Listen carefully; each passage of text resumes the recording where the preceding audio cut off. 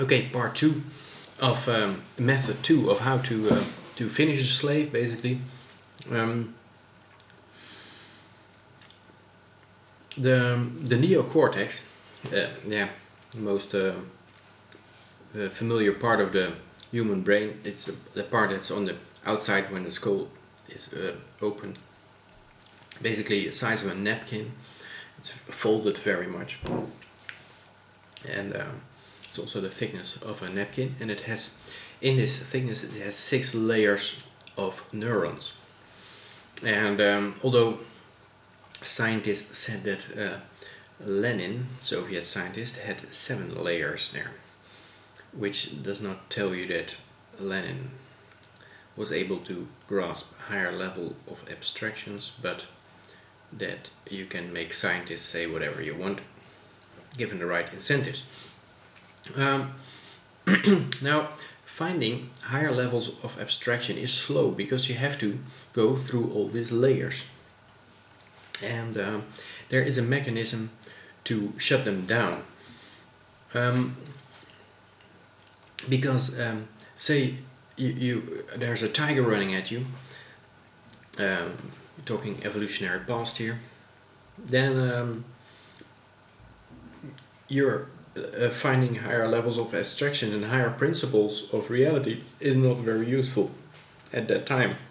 You just need to run, and it is just extra delay that you cannot use. Extra, every millisecond counts.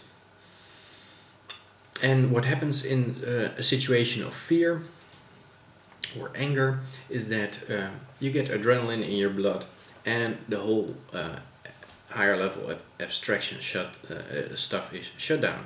I call this neocortex shutdown. It's not an official name, I just cooked it up. It's good because your reaction speed goes up and you can run away from the danger, but you will not be likely to figure out the theory of relativity while you're running. Now,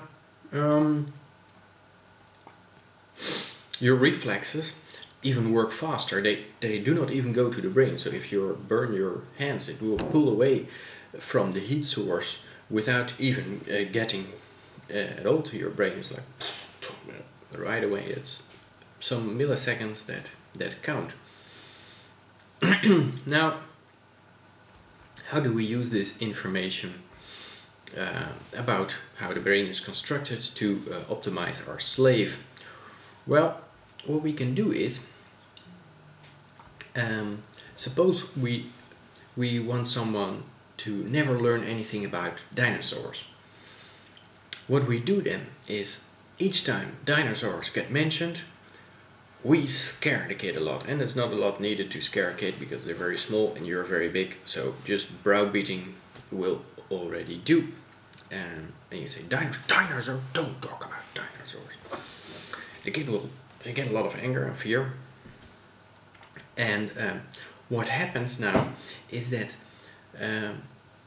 later in life, when the kid grows up and runs into someone who said, I read this amazingly interesting thing about dinosaurs. What will happen with the kids? Like, dinosaurs! Adrenaline, fight or flight goes on, whole neocortex, 6 layers, all in the trash can, totally shut down. And he will never learn a higher principle about dinosaurs.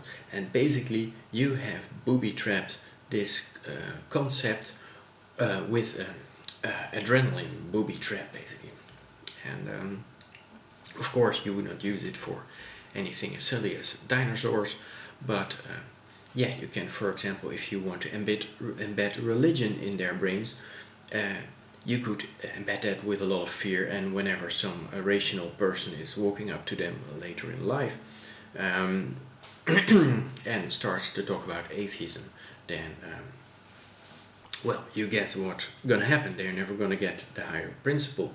And same for gods and government, basically the same thing for the state, embedded in a lot of fear, and if someone walks up to them and says, "Hey, why is person A allowed to coerce person B and not the other way around?" Then the whole thing will go on fire, and fight or flight goes on.